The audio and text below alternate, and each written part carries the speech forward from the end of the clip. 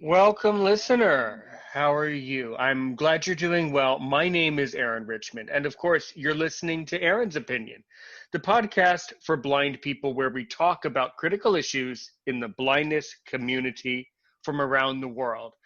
By the way, tonight's podcast, from moving forward from here on out, Aaron's Opinion will be a podcast available wherever you get podcasts, from Apple to Spreaker to Spotify to YouTube. We're even on Patreon. All right. And before I let our guest basically take it away for the next hour, let me also remind you that Aaron's Opinion is sponsored by Blended Joe LLC, BLENDEDJOE.com. If you want fruit in your coffee, if you want nuts in your coffee, if you want light roast, dark roast in the middle, decaf, everything, or maybe you want to buy coffee that supports a charitable cause, Blended Joe has you covered. If you're at home or on the go, I promise you'll love every sip from Blended Joe. Promo code Aaron, AARON, all the way until the 31st of August, so the end of the month. All right, you'll get 20% off. I'm really quite impressed with this guest. This is a man by the name of Lamin. He's a great friend in the blindness community. He even runs a radio station. But would you believe it? He's joining us right now. It's just after midnight, Tuesday morning in Gambia, all the way in Gambia in Western Africa. Hey, how are you, Lamin? You're on Aaron's Opinion. Go ahead. Hi, good morning, Aaron. Good morning to all your listeners who are currently listening to this podcast and those who will be listening to it later. Greetings from the smiling coast of West Africa. My name is Lamin Jawla, a blind, 23 years old, a teacher by profession, and also an advocate, for persons with visual impairment, you know. Uh, Also, a young podcaster in the making. Yep, basically that's me. Well, You too. we're really glad to have you on this podcast. So, and I'm so glad that you're a teacher because when I'm not podcasting, I am also a teacher. What do you teach, by the way? Well, I'm teaching a subject here called social and environmental studies, Mm-hmm. and basically it consisting of a lot of things, but mainly the history, historical part of the Gambia, geographical locations, and many other things. So, Well, I love talking about history and I love talking about society. And listeners, I have never been to Gambia, but I have been to Eswatini. First of all, what does Gambia mean? well, Gambia, was a long time name, colonial name. It's the British that, drive it from, an ethnic group. Hmm. Basically, so then they decided to name it after Gambia. So basically, uh, you know, I do not know exactly, what the name about, but I know it's a long time, historical name, taken from the local natives who were staying in the Gambia, and then the British, as a former British colony, they take it, to name, the country after. Hmm. I do know that several of the countries in Africa were named after large bodies of water, such as rivers. Is there maybe some river that the colonists at one point thought was called the Gambia River or something like that? Is that But is that actually, there is no river called. Yes, there is a river called River Gambia that was named after the Gambia. But hmm. the river, comes from all the way from Guinea Conakry, from the Futa Jalon Highland in Guinea. That's where Hmm. Gambia, the river of the Gambia, get her source from. You know. That's excellent. So, what can you tell me about the history of your country to summarize it? But basically, Gambia, it's a small country, of about 2 million plus population. You know, gained her independence in 1965, the 18th of February.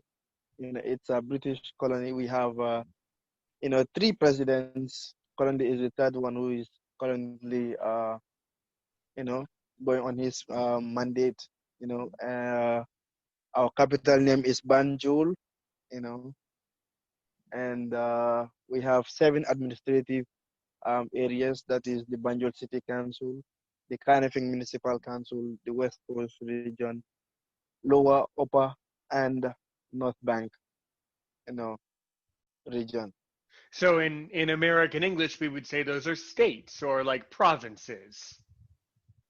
Exactly. With governors, Right, right.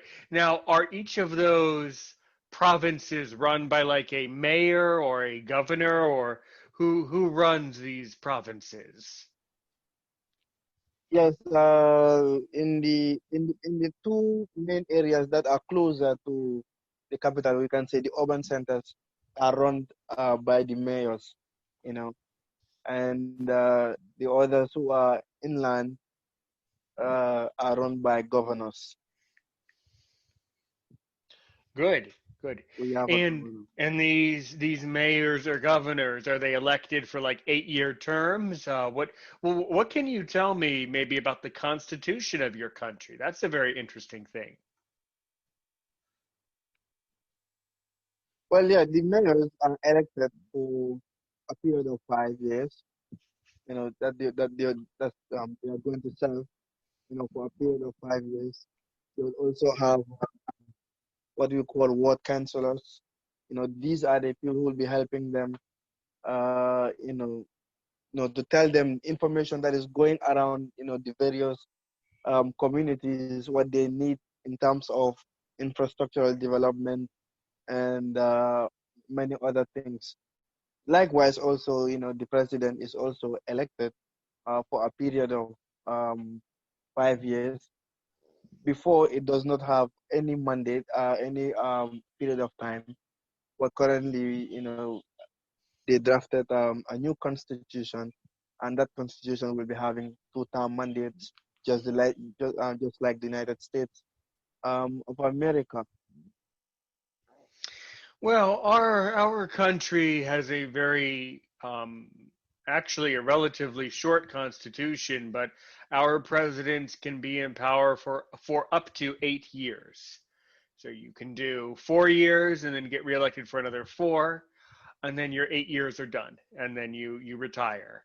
There was a president in our country's history who did 4 years and then went and did something else, and then came back and was reelected later on. But that happened in the 18. Yeah, it's weird. It was a president named Grover Cleveland, I believe, and he managed to do that. But that was a long time. That was in the 1800s, and things were very different then. But anyway, that's all very Yes. Basically, here it's never happened. There was no constitutional term mandate. Because when you look at it, our first president served from 1965 to 1994.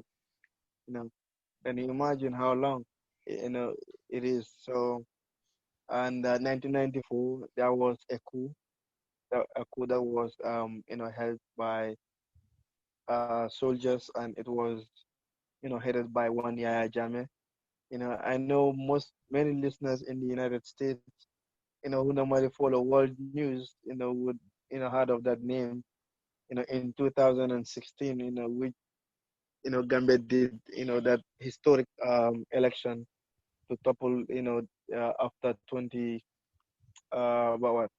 years of dictatorship, to end it. So he was somebody else. So that's why we have only three presidents, and hopefully, next year we are to do a referendum. So when the Gambians voted in for the new constitution, we'll finally have a a two-term mandate, 10 years. You know. Right. Yeah. Do you think there should be a term limit on the number of years that an official should serve?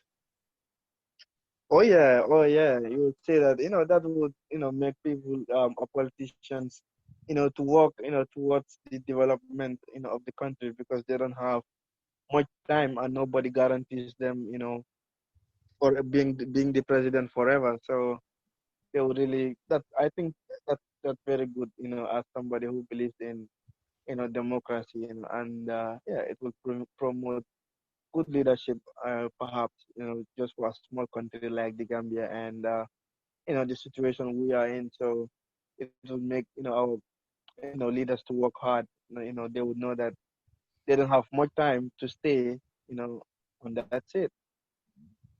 Right, right. Yeah, it's a really interesting idea, Lemon, that perhaps if there were time limits or term limits, maybe elected officials would focus on doing a better job. Hmm. Exactly. Yeah, when you look at it, especially um in my country where, poverty rate is very high, you know, infrastructural development is poor, almost not existing. So you can even say that sometimes. But even though, so that would promote it, and it would make sure that, you know, the electorates are also will be also very observant, to make sure that they will know next election whom to vote in for. So it is good anyway for a country like us. It is very good. Very good. Yeah, good points. Sure. Okay, so can you tell our listeners who might be kind of curious, how would you describe your neighborhood in Gambia from a blindness perspective?